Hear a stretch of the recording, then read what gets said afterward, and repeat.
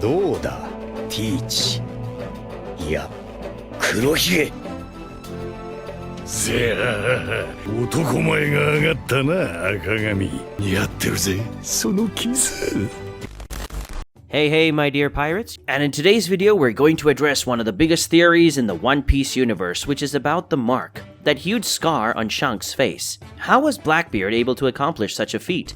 Well, that's what we're going to talk about in today's video, but first of all, so if you want to be a pirate king like me and achieve eternal glory, go ahead and press the like button with all the power of your devil fruit, and if you're new here, my dear sailor, already subscribe to the channel and don't forget to activate the notifications bell so you don't miss any new video from Anime Joy Boy, okay? Then join this crew that will dominate the entire Grand Line and the New World.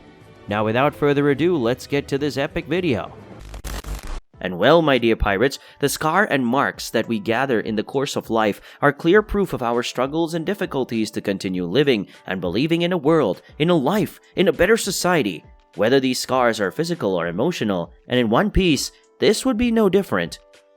Several One Piece characters have a mark, an important scar that not only serves as a cool and stylish design for the character, but also serves mainly as a way to show the emotions, deeds, and personality of that character. And Shanks is definitely the character that most represents that in One Piece.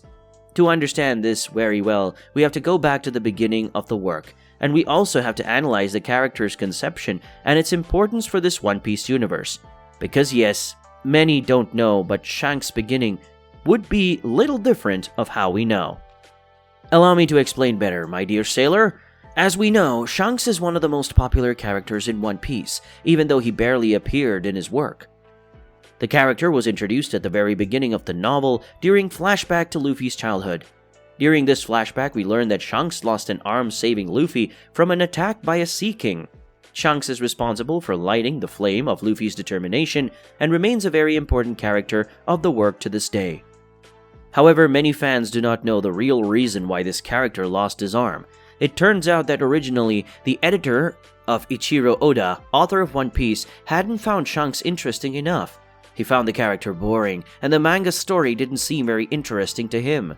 This stuck in the author's mind, who decided to make some changes to the character. Initially, Oda had no intention of making Shanks lose an arm, but after his editor told him the story wasn't interesting enough, Oda decided to cut off the character's arm. According to Oda's editor, One Piece had a decent start, but still needed something impactful. Oda couldn't think of anything better than Shanks making a sacrifice to show he trusts the protagonist, as happens a lot in the anime world. Shanks' arm was used as a way to impact the audience and get fans excited about the work, which definitely worked. With this, we can understand that although Oda did not have this intention from the beginning, the idea of tagging Shanks, taking one of his arms, was perfect not only for the character's popularity, but also to give him a greater narrative weight and to Luffy himself. This intro went from a simple beginning anime scene to a scene where we clearly see that Shanks, to fulfill his goal of guiding Luffy, willingly offered his own arm, even though that wasn't the original idea. The scene where Shanks loses his arm is one of the most memorable moments in One Piece, because that's the moment Luffy receives the straw hat and promises to become a great pirate. But after knowing Shanks' potential, it's hard to believe that Red lost his arm that way, and this is a subject that's been questioned a lot by One Piece fans to this day, especially fans who don't know about the fact that Oda put this scene last hour. With his level of haki, Shanks could have easily scared off the Sea King and saved Luffy without taking such a big loss. As you can see, this mark, the lack of an arm, in one way or another turned Shanks into an unknown within the work. And this superstition, this air of mystery about Shanks, ends up increasing even more after he receives the mark on his face that was made by Blackbeard. After all, Shanks is one of the strongest characters in the world of One Piece, and in addition to losing his arm in a strange way, he was also wounded in the face and gained a scar that has become his trademark. That is, one more time we see another brand being attached to the character, and once again a mystery is placed in the work. Shanks' scar caused by Marshal D. Teach is something that One Piece fans are amazed at. The revelation comes during Shanks' meeting with Whitebeard in Marineford. He likely made the scar with metal claws that he still wore during his time as a Whitebeard man.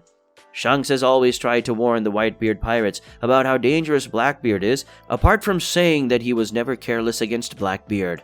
All this information makes us wonder, is this the same person who made these admirals retreat with just their haki? 2 in the One Piece Red movie and 1 in Wano. This is absurdly contradictory, isn't it? Even more so, if we think that just like the Sea King, Blackbeard shouldn't be a risk to Shanks, especially at the time Teach didn't have all the power he has today. Well, these factors corroborate my thesis that I said in the past video that Shanks is in fact the person who, although he wants to change the world as we know it, even more betting on Luffy and the next generation, he also doesn't want to do things using his strength, unlike Dragon and the Revolutionaries. It seems that Shanks definitely prefers dialogue, and this is clear when he shows up in Marineford to end the war. In the same way that he was the one who stopped Aramaki's attack on Wano without a word, need to hurt your opponent. And another movement that corroborates this thought of mine is the fact that Shanks prevented Kaido from going to Marineford to participate in all that conflict. That is, my dear pirate, Shanks has prevented the last great enemy he saw in One Piece from appearing on the field of battle and wreak even more havoc on Marineford. So again, we ask ourselves, how could the man who prevented Kaido from going to Marineford get hurt by Blackbeard, who wasn't even as powerful as he is now? The answer might be, as with the arm, Shanks allowed it.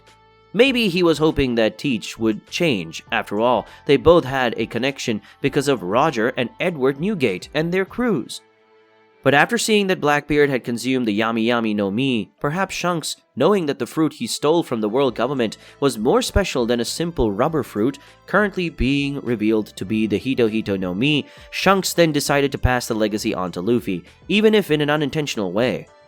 This theory makes sense due to the fact that the two fruits are very similar. Both the Yami Yami no Mi and the Hito Hito no Mi have the same coloring, and their appearances are almost identical. And the idea that Luffy, who has the Liberator fruit, will be the person who will change the world and will win the person who has the fruit that imprisons people in darkness makes us think that yes, Shanks could even beat Blackbeard, but he preferred to let fate play its part, just like he said previously that Shanks practically avoids direct combat whenever he can. So the mark that Shanks carries on his face can have a much greater meaning than just being hurt by someone relatively weaker than him, but that Shanks prefers to let things happen that way so that in the end the world could change. Soon, the loss of his arm that started and propelled Luffy into who he is today, his scar would be yet another mark that would reveal the will to guide the person who would bring change to the world. And how all this was introduced, making it seem like it will have a big effect in the future, we can then expect Shanks to receive a new scar, a new mark, in the future. This being the definitive mark that will seal the fate of the world. The future scar could come as a final sacrifice as well as an epic fight where we will finally see Shanks using his full potential to pave the way for Luffy to become a liberator of peoples. Well, that's what I think. Of course, in the end, these scars don't mean anything too profound in One Piece's narrative and plot, but Oda being who he is, I'd rather believe he has something in store for Shanks regarding those marks. It all started unintentionally by Oda, and now these marks carry enormous weights. So the most logical thing would be that Oda reveals himself to us that, in fact, Shanks allowed Blackbeard to do what he did so that Shanks could fulfill some goal. Even that, this goal is just to boost Luffy. This is one of the possible truths behind Shanks' scar. But now I want to know your opinion about everything that we commented here today. Will we ever get the reveal of how Shanks got his scar? Or is it that, just like the loss of his arm, is this scar just an aesthetic thing to give Shanks something that marks him out as cool, mysterious character? But of course, if you made it this far, it's because you like the content, so it doesn't hurt to subscribe to our channel and become one more member of our fleet, my dear sailor. And of course, do not forget to press the like button that helps a lot in spreading the video and the channel. So help us to become the largest fleet of pirates here on YouTube, okay? A big hug for everyone, and until the next video,